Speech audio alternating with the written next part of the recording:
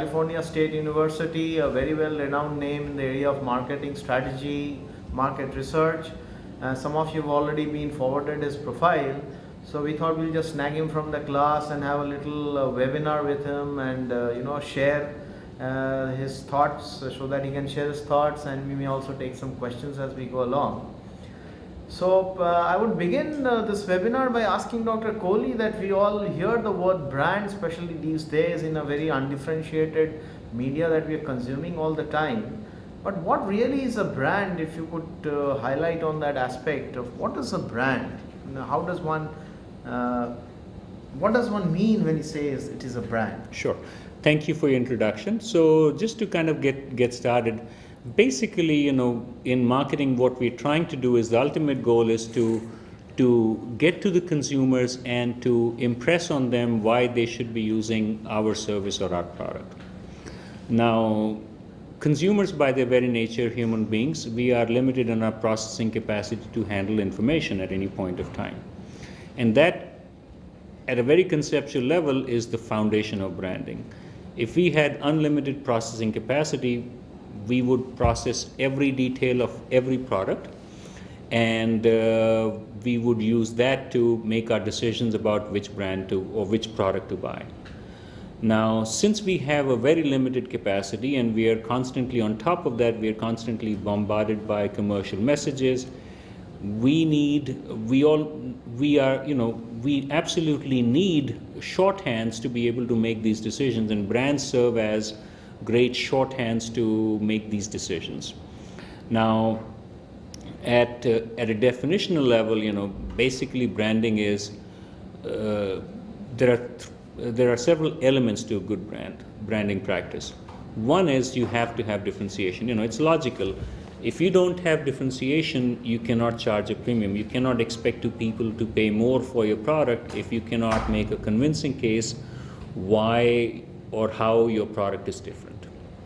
So that's step number one. Step number two is if they know how it's different, then you have to educate the consumer about it. So your brand may be differentiated, but if you haven't spent the time and money to inform the consumers about it, they don't have an understanding of, therefore they're not aware of how your brand is different. So that's the second element. The third element is that the consumers have to respond to that.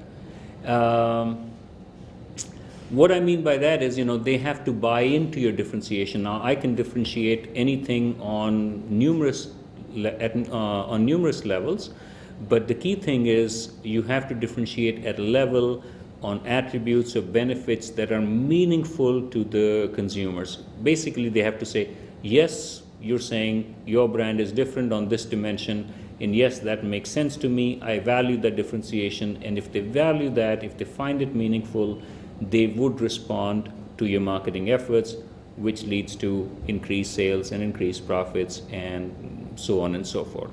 So that's at its very core, that's what branding is. Thank you, Dr. Kohli.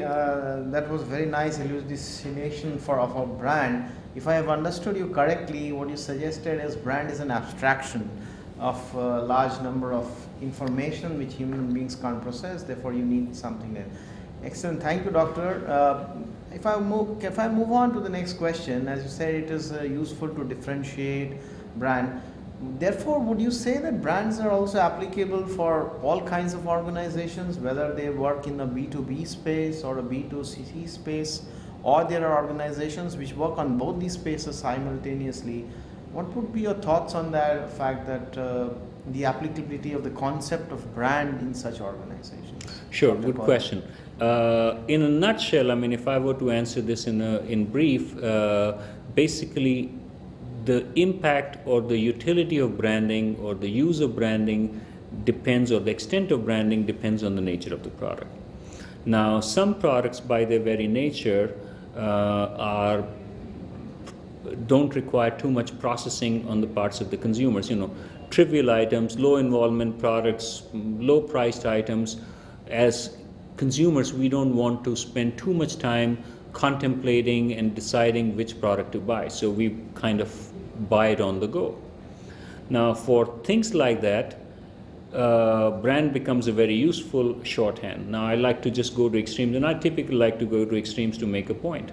If I am looking at a very elaborate purchase, now, if that is something very elaborate, the consumer is willing to spend time to learn about the product and the different brands available in there. If it's a quick decision making, I have to rely extensively on the brand name. So the utility of the brand name, the usefulness varies a lot from product category to product category, between products and services, and between B2B and B2C. Consumers, again, when you talk to individual consumers, which are in millions, it's practically impossible to have a meaningful dialogue with them because they're so busy. So what we do is we almost use brands as crutches. We rely on brands to convey what we're trying to convey about the product. On the other hand, if you're talking, again, going to an extreme, if you're talking about marketing your product to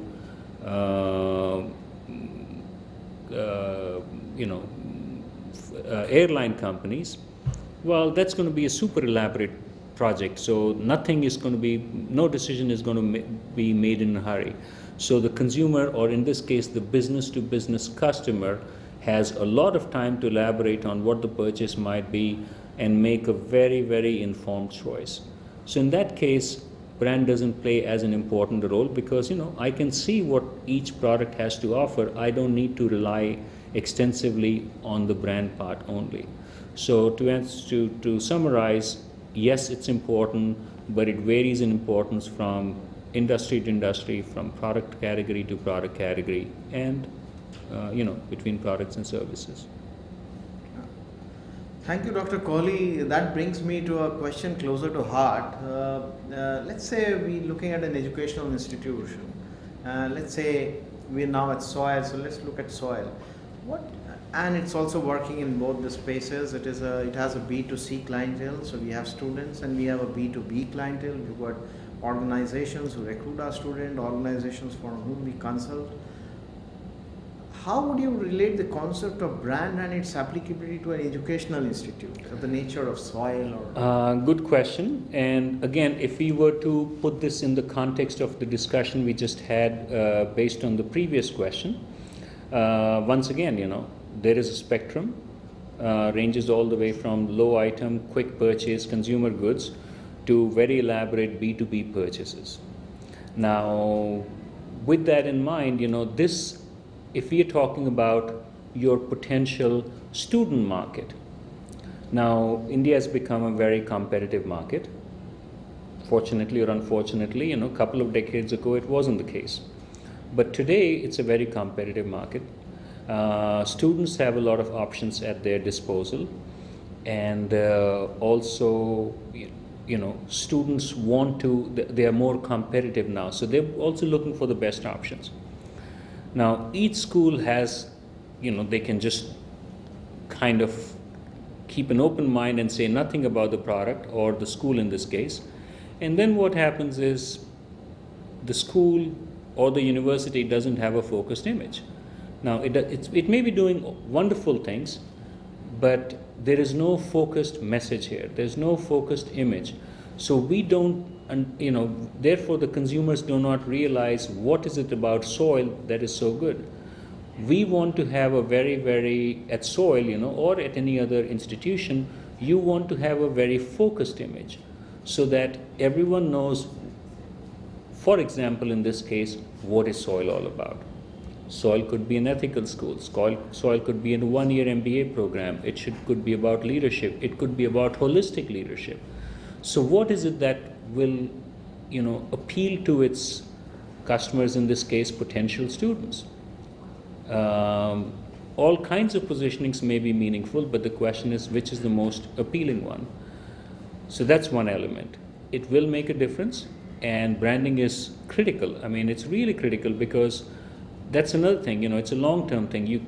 It takes a very long time to build, so therefore you don't want to tinker with it. So you want to go through it one time. It should be a one-time exercise, and do it right, find out what might be the best positioning anchors, and then go with it.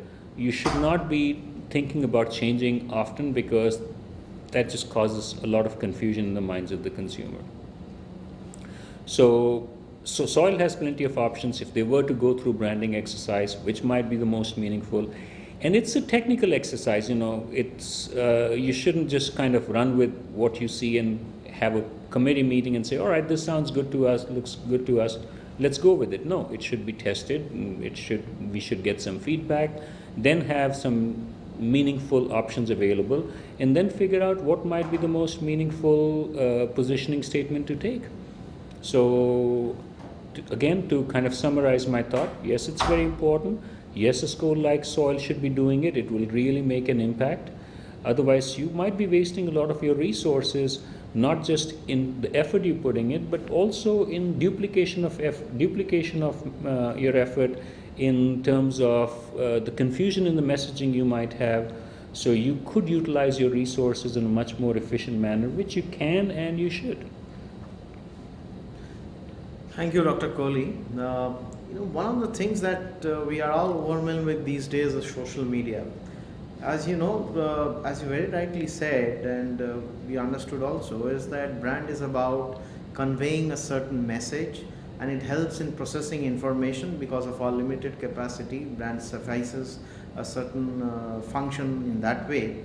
But what we observe is that a lot of these images or the information that is being conveyed from the source to the sink is now going through the social media, and therefore, is there, in your view, a chance of that being distorted, or is there any other way to look at how social media is going to fulfill the purpose of branding or facilitate it in any way? And yes, Dr. Kohli. Very good question. So it's interesting you bring this question up, because I just finished wrapping up a manuscript, I'm talking barely a couple of weeks, which talks about, there's been a lot of talk about that in this age of social media, branding will become meaningless, because I don't have to rely on brands, I rely on recommendations from my friends.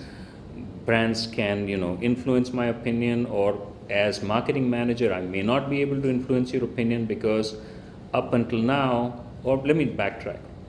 So what we did in that manuscript was we wanted to see what is branding all about, what is social media all about. So we basically broke these two things down to their core elements. And the next step was, therefore, how does branding get impacted by social media in this age of social media? And there are several implications. So starting off, we talked about how branding is basically about creating differentiation, informing the markets about differentiation, and then hoping that the market would respond. Now, up until now, and I'm talking barely a few years ago, the marketers had complete control. I wanted to educate the consumers about my product, so I bought a lot of TV time, airtime, print media, whatever it was, but it was a one-way communication. What's causing panic amongst marketing managers? One is, it's a very rapidly evolving field, so they're also grasping at the straws. They're trying different things, some will work, some will not. But another thing which is making kind of them worry is because now they lose control. Social media moves the one-way model of communication from marketers to consumers to marketers talking to consumers, consumers talking to marketers, and consumers talking to each other. So marketers, power has been diluted, and that's a cause for concern for them. And the question now becomes, what will be the impact of social media? Will branding as we know, will that disappear? So there are people on both sides of the spectrum who will say, well, no, nothing will happen, it'll stay the same. Then there are others who say branding as we know it will be gone. Now, what we did based on the analysis we talked about, where we broke down what branding is all about into its kind of core components, what social media is all about, and broke it down into core components. And our conclusion, in essence, are along the following lines. I'll try to keep it short. So the first thing is, this very nature of the model of communication has changed from one way to multiple way. So marketing managers need to understand that it's a new paradigm, and they need to adjust accordingly. because they cannot work on the old paradigm. So that's how it's going to work. So let's see what we can do. Now, if that's how it's going to work, now mind you again, social media, Facebook, LinkedIn, it's not even meant for marketing. It's a way for people to talk to each other, share their stories, share their pictures, share their movies, share their opinions. Marketing, let's face it, it's a very small part of that business. As marketers, however, we want to intrude on that because we want to influence them to buy our product. Since, remember now, the consumer has a lot of power. They can easily shut you out, and which is what they're doing. So the next step is, next meaningful conclusion is, if you tell them something which they don't care about, they will have no difficulty shutting you out. So how do I keep these people engaged? Well, then I have to talk about something which intrigues them, which interests them. So if I'm trying to do hardcore selling on social media, it's not going to work. Remember, buyer has the power to control the information, they're going to shut you out. So therefore, the next thing is I need to somehow stay relevant. How do I do that? Well, I try to find out what consumers really want to talk about. So that's the next step. Once I have a hang of what customers are wanting to talk about, regardless of what kind of product and service I'm selling, then I want to interject and be part of the conversation. So I'll talk about that in just a minute, but before that I want to give an example. So Procter & Gamble sells a lot of products for teenage girls.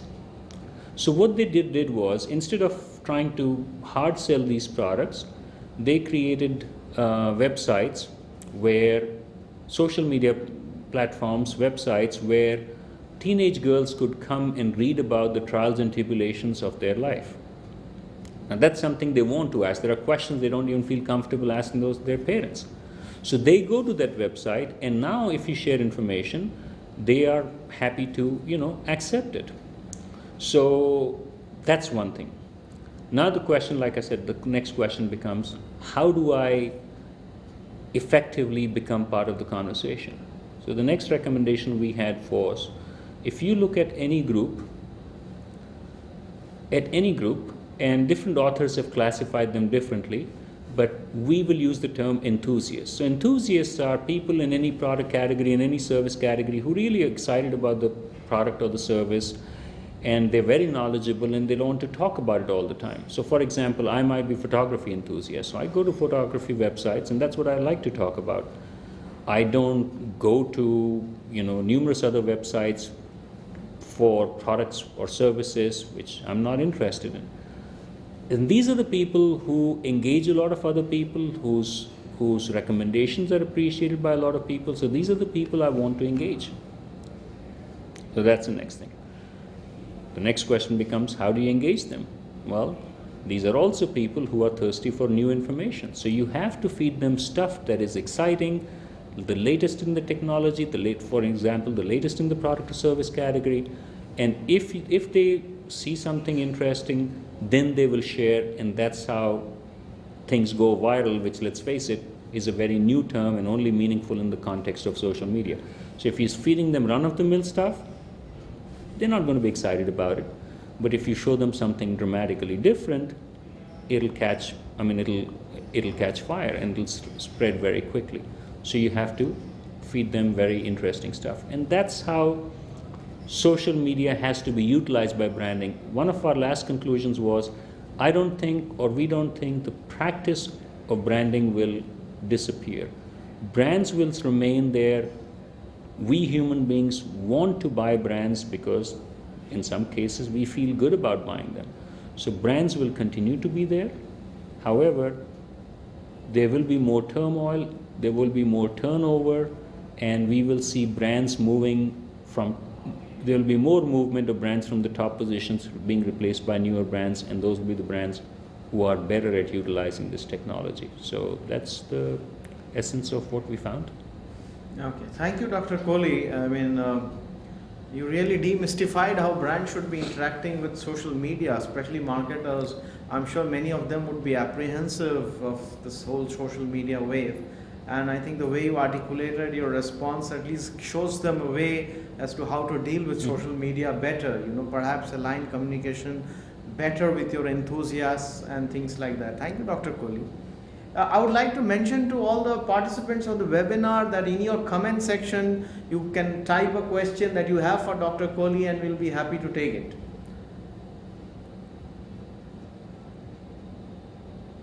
Should I wait?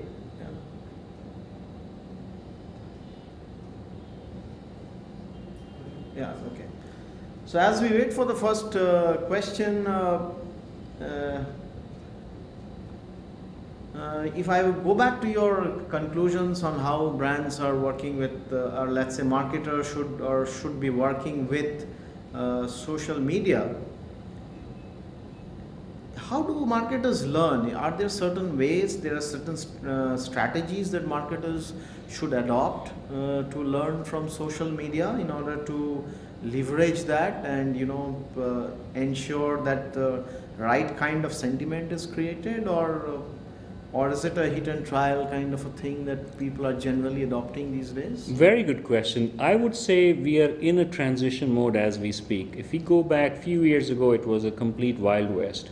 No one knew what's coming. I mean, we were all trying to figure out. All marketers will try to figure out. So the best strategy at that point was, we knew, let's put it that way, we knew this is going to be important. We knew it'll have a major impact. But we didn't know how to utilize this to our benefit. So the best strategy at that time would have been to figure out, to try different things, because that's what everyone was doing. See what works and then to stick with it. Now, like I said, we are at a transition phase. So as we speak now, I think we're now beginning to move to a point where we have a pretty decent understanding of how it's working and what would be the shape of things to come. So now we go back to our basics, which is we are not going to be driven by social media platform technologies and find out, what Facebook has to offer and then kind of almost force our way into it. But it goes back to basics, which is first try to find out what your strategy is, and a lot of social media platforms are now in place, and then figure out therefore which platforms might be utilized and what might be the best way of utilizing those platforms. So that's the plan of action going forward. Excellent. Thank you, Dr. Kohli. Do we have our first question? Okay. So, this is, this question has just come to my mind. Is that we've all learned about the first mover advantage in strategy or in market entry. Mm-hmm.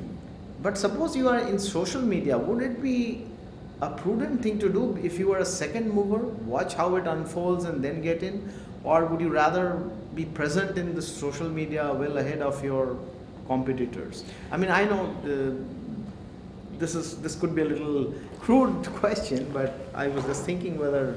No, it's not a crude question. I think the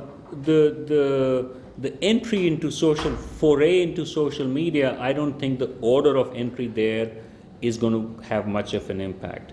I don't think, a company could kind of capture the people and keep them. Social media is very, very dynamic. So I don't think the order of entry is going to have a major influence on this.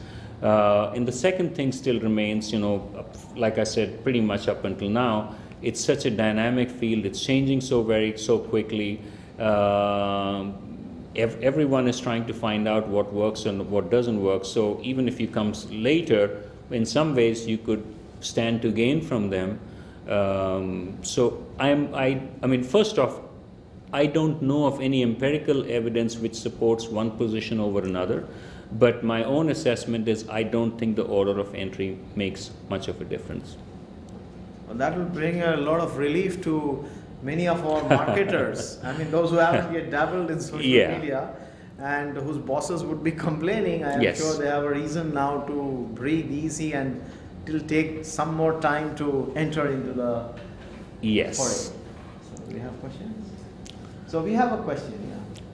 So this question comes from Avinash, and the question is, any comments on branding, rebranding B2B companies? Good question.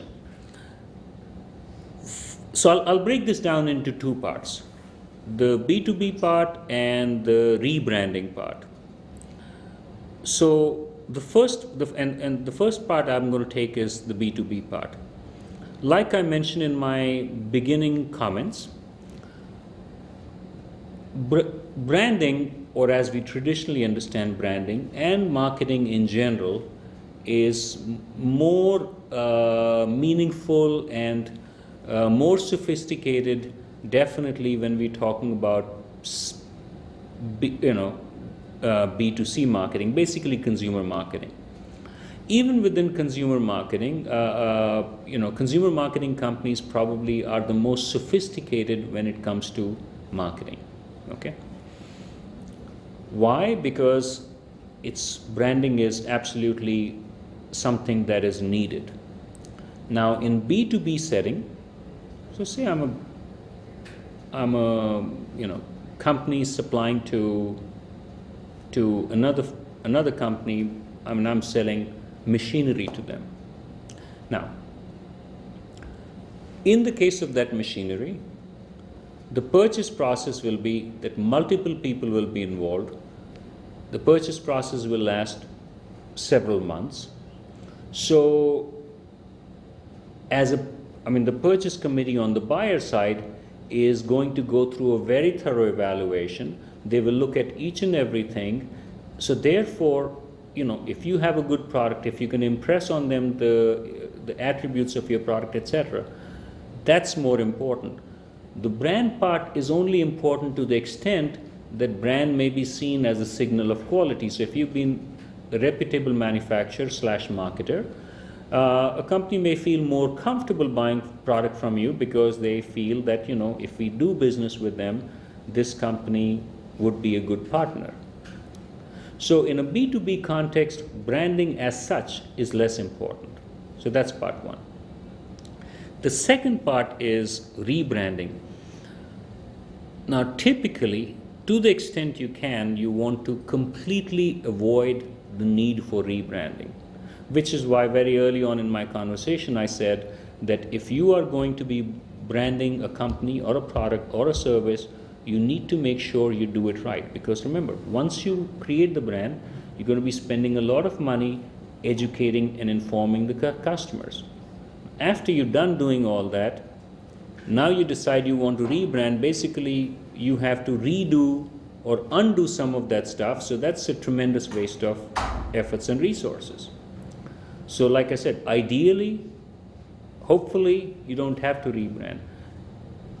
As evidence for what I'm saying, look at the biggest brands of all times. Coke, Marlboro, these are brands which are 100 years old. And if you look at them, they've not changed their positioning. They tinker with it, they tweak it a little bit, but that's the extent of repositioning. They don't rebrand, they don't reposition. So ideally, you don't want to do it. Now, that's not to say you may get to a position where you realize your brand has become dated, it's looking obsolete, it's looking, so you may need to do that. And if you come to a point where you need to do that, once again, the recommendation is make sure you do a thorough job. This is not something which you can do on an ongoing basis. So once again, it will be the same thing. Make sure you do a thorough job. And in doing that, make sure you talk to your customers, find out what the perceptions are, look into the foreseeable future. And I'm emphasizing the word foreseeable because beyond that, obviously, by definition, you cannot see. And you don't want to look at just the current market because the market may change. So look at the foreseeable future and then brand accordingly or rebrand accordingly. But to the extent you can, we recommend, or I recommend, not changing your brand at a conceptual level and the execution level of the name, logo, and slogan too much because it causes confusion. Okay. Okay, we have, that's a very long question from Mr. Rohit. It's almost a case study out there. But if I might summarize, the question is about a product that is to be launched whose benefit may be visible to a consumer after a certain period of time. So so in present time, should the maker of that product think of an MNC collaboration or brand it himself or herself? And things like that. So it's a quite a longish question, partly related to brand, partly related to other aspects, I suppose. Dr. Kohli, would you like to take that in whatever yes, way possible? Rohit, hello to you. Of course, I mean, Rohit was my student when I was here last year. So it's good to, quote unquote, see you again, Rohit. It's not an easy question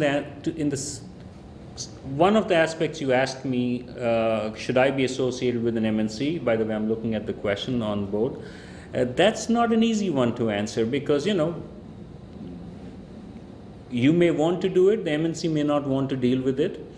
So that's more of a procedural issue, more of a strategic issue, tough one for me to answer without knowing a lot more about the product, about your level of preparation, about your level of planning, about your goals, etc.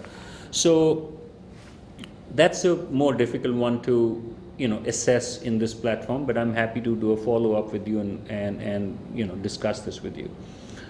The other part of your question is that you have a product which deals with waterborne skin diseases and that your product is good. So on that note, let me start by saying that the first thing you want to do is make sure that your product works. You will have difficulty finding products which are not effective surviving in the market for too long. Now they may survive for a short time, but they're not going to survive for too long. So that's one thing. So try it out, test it out, find out exactly how it works, how long does it take to show the effects, because you want to be honest with the consumer. You don't want to overpromise them because that's not going to sit very well with them and you're going to lose out very soon. Now, assuming your product is effective, all right, so I'm going to just run with the assumption that it is effective. It works. But that by itself, unfortunately, is no assurance that your product will actually sell. Because remember, marketing is about needs and wants. So just because you have a product effective product doesn't necessarily mean there is a market for that product. So for example, they might be very poor people, but they cannot afford your product. Or there are richer people, but they have other options. So question becomes, is there a market for your product? And once again, I can't give you, I don't have that good of an understanding of this market. So once again, you have to assess what kind of market exists. And you can do, preliminary, you don't have to do very scientific surveys. You can do preliminary surveys, etc., to find out what kind of, how receptive is your market, the target market you're going after towards your product. And also you will need to find out, like when you say it could take, I'm reading your question, consumer will sometime, to see the potential, it may take 6 to 9 months. Now that unfortunately is a hurdle to overcome because consumers are impatient. So it's very difficult for me to expect the consumers to keep using my product for 9 months before they see the results. So to overcome that, just one suggestion might be you do some kind of a test whereby, and you have to do this honestly, possibly with the partnership with the university, maybe involving a third party, where people have tried it and then you have scientifically proven evidence that yes, this product works. Then you can share that in your marketing information, marketing materials with these people, the fact that when this thing was done in a test, yes, it took 9 months, because let's face it, you're not going to necessarily get products which work overnight unless they're gimmicky products. So, but if you have evidence like that, then you can use that in your marketing materials, and then people may be willing to stick around for that long to assess the quality of their product, of your product, and decide if they want to stick with it and repurchase it. So that might be a good way for you to go about it. But again, in your case, you can always follow up with me for more discussion.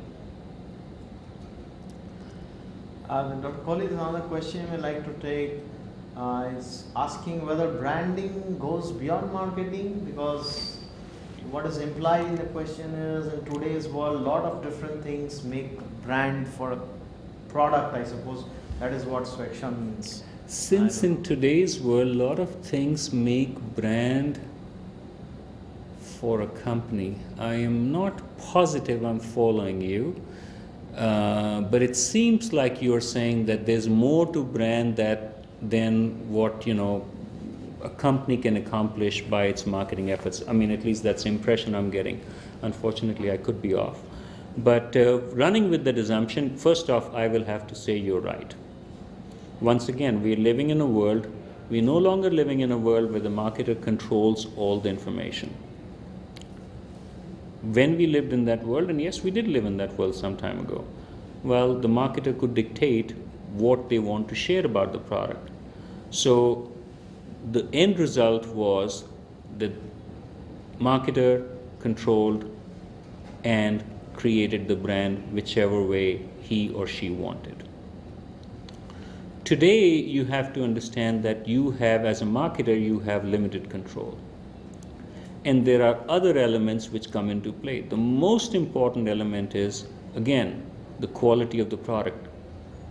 Today's day and age, it'll become more and more difficult for sub-quality brands to succeed in the market.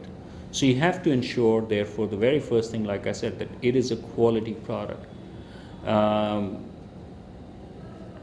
I don't do it personally, but I've seen people do it. They go try something, the new product, a new service, they go see a show, they don't like it, they come back and post it on Facebook, and the product is, or in this case, they say a movie. The movie is doomed. Now, one of the characteristics two characteristics of social media are, one is they move information much more quickly now. So prior to social media, if my friend saw a movie, I may not learn about his reactions till the weekend, till I see him. And then also I'm just listening to what he has to say. Now with social media, it moves information much more quickly. So, you can relate to this. People walk out of the movie theater, they hate the movie, they put it on Facebook, or they tweet it right away. So it moves very quickly. And the second thing is, the information is amplified. What I mean by that is, up until now, he shared the information with me and that was it. Now when he puts it on Facebook or tweets it, there are several people who may chime in and say, oh yes, I also saw the movie, it was horrible. And people chimed in, I got to learn about their opinions. But more importantly, that conversation is being watched by maybe another 100 people. So it really gets amplified. So the point I'm trying to make is, beyond just what we call the traditional marketing, you've got to ensure that you have a good quality product. The core of branding still remains the same. It's meaningfully differentiated. People like what you have to say. And on top of that, you have to utilize the media, the resources, the social media very effectively to succeed. Otherwise, if you don't manage that very well, people will create perceptions about the brand which you didn't do. So someone else will create, and you basically essentially handed that task to someone else and lost complete control of it. So yes, the short answer to your question is yes, and the long answer I shared with you.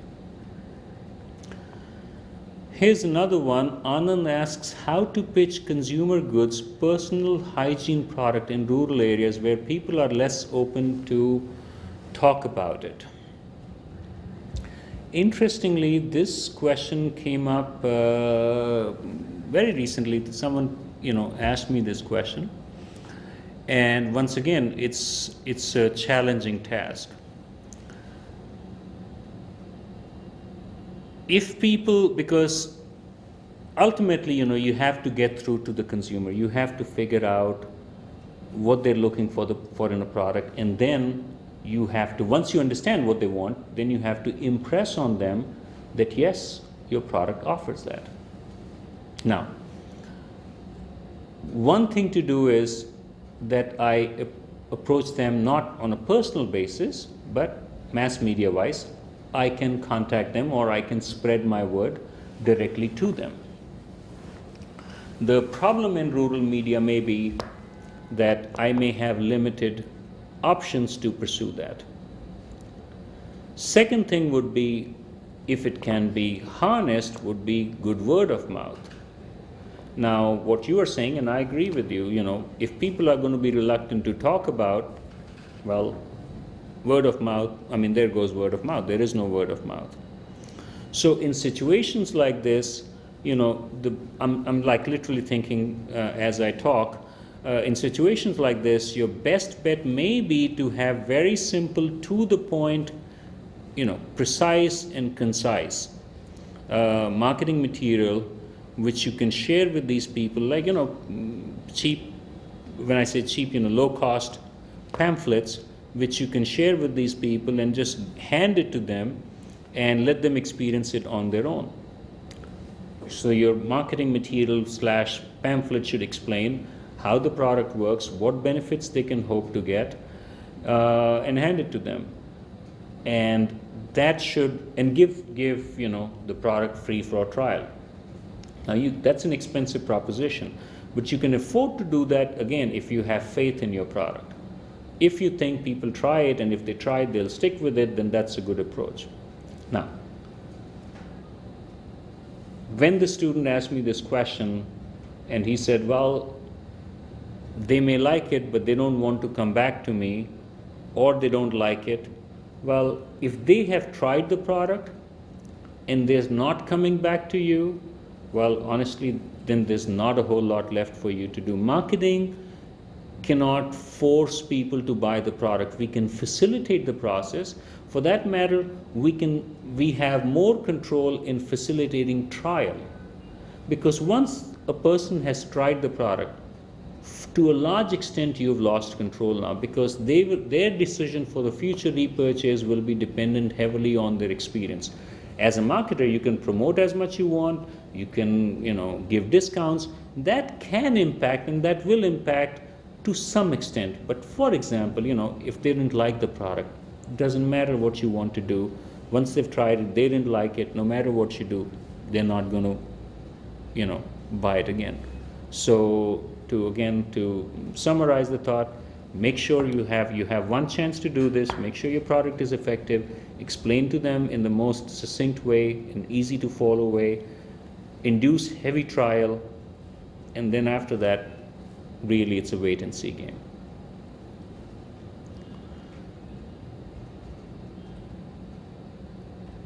Okay, we've got two questions which are similar. Okay. In the changing world of, I'm going to repeat the question, partly to digest, partly so that you can follow. In the changing world of communication, where brands cannot control messaging, how does a brand create a brand strategy that they can control and predict? All right. Second world, in the changing world of communication with brands. I'm sorry. All right. Fair enough. So the question is, I guess partly in response to what I just shared, well, I said marketers have less control. So the question is, if we have less control over messaging, how can we create a brand strategy and try to control it as much as we can? So let's go back to the branding exercise. Now there are several elements. I'm going to, I don't want to give a macro answer because that'll be very generic. So let's break down the branding exercise and then see what impact social media can have at each level. So the first part of a branding exercise, if you want to do it right, is to understand what the consumers are looking for, and in response to that, or as a follow-up to that, create a meaningful create differentiation. Now, This element really is almost kind of being done behind closed doors. Social media has no impact. There is no information exchange going on which doesn't involve you. You know, you are in complete control as far as this step is concerned. So in that manner, social media has little or no impact on it. You don't want to just introduce the product without telling the customer what this product is all about, without having a clear and predetermined notion of how you want to position the product, because if you do that, then the consumers take over and they position the product whichever way they want, which is obviously not very effective. You should still try to you should try to determine how do you want to position the product, because you are the one who understands what the market is looking for. So you're not going to play a game of roulette and just kind of throw it out there. So step number 1 is still completely under control. Step number 2, educating the market. Now, educating/informing the market. Now, on that front, you still have some control, and when it comes to traditional media, you have control. So you continue doing the way you've been doing. The second element of that is you don't have control when it comes to social media. So now, like I said, what you want to do is you want to figure out the information I shared earlier. You want to figure out what are people talking about, what interests them, why do they buy the product, who are the people talking about your product, and then try to get into the conversation. You cannot control the conversation. It's almost like you cannot, if I were to draw an analogy, it's no longer a performance where I get on stage and sing and everyone just listens. A better thing would be that you want to see your role as a conductor. So you try to manage, and I'm like emphasizing the word try, and I'm trying to say, emphasizing the word manage. You don't try to control this discussion, because if you try to control, consumers will shut you down. So be a part of the conversation. Don't, become dogmatic. So that's one thing. And then you have to figure out, what is it, same thing, marketing philosophy. What is it that the customers want? What are they wanting? What are their needs? So going back to the P&G example, teenager girls need this information. They're embarrassed to talk about this with their parents. So if that's a need, have a platform where they can interact with their peers. And that's a platform, if they can interact with their peers, they will keep coming back. And if you can share information, again, do not push your product. If you share information, and if your product is meaningful for your product category, consumers will use it. So that's part 2. And then the third part is, do customers respond to your marketing needs? And if you do part 1 and part 2 properly, yes, part 3 will automatically follow. So yes, social media has an impact. It's changed the way business is being conducted, but the basic branding principles, the basic brand strategy still remains the same. It's almost like, it's opened one more channel, and it's going to be a major channel, by the way. It's opened one more channel which can have a big impact, but we need to manage that channel. But the core branding strategy, the core practice of branding will remain the same, and brands will continue to be, useful and popular and in vogue. All right. Time for one more question, Dr. Kohli. Sure. So you may pick one. Whichever one. Okay, all right. I'll take Raj Balaji's question. The question is, I'm aspiring to be a brand manager in the long run. My question is, as consumers are spending an increasing amount of time online, the internet is becoming an essential touch point for brands to communicate with them. Fair assessment. Managing a brand's online presence can seem like a daunting challenge. Let's face it, it is. What is a suggestion or piece of advice to tackle this challenge to the aspirants like me? First off, You're absolutely right. It's become a much more daunting challenge. Uh, the world of marketing is changing very quickly. Okay, once again, I mean, if you go back 20 years, and I'll take US as a context because I'm a little bit more familiar with that market now.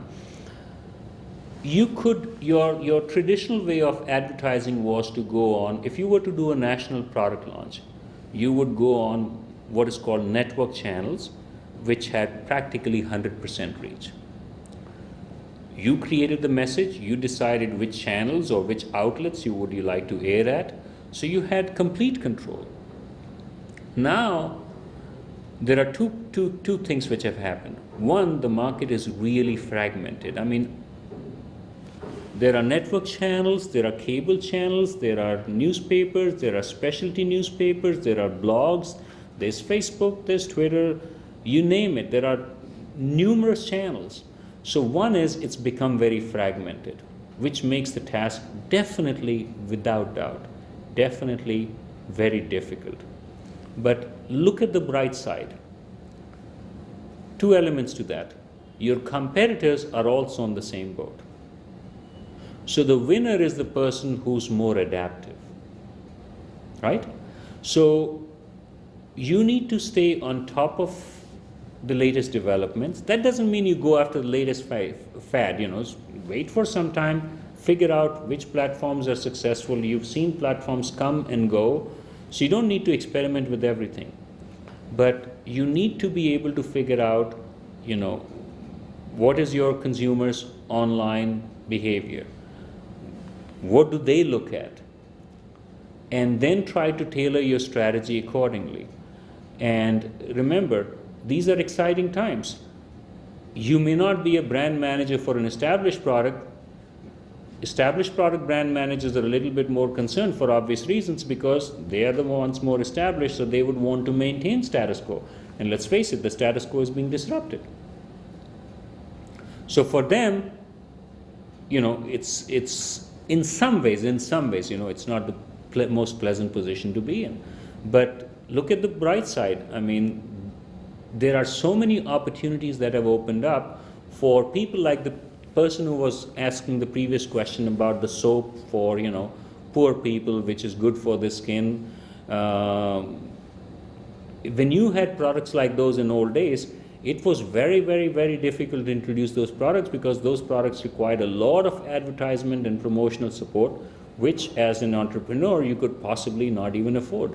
But in today's day and age, if you have something good, you will have a much easier time making that product successful. And I think that's the way it should be. I mean, basically, increased sharing of information has made flow of information more fluid. It has more of a perfect information. So as a consumer and even as a marketer, I want the better products to succeed. And if you also share my opinion, I think you will find these times which are coming up very exciting, because if you have good ideas, you have a better chance of success. So good luck to you. Thank you, Dr. Kohli. I think you very well summarized the last question. In essence, what strikes me most is that marketers should look at consumers as partners now because of the social media, and not just as clients or consumers alone.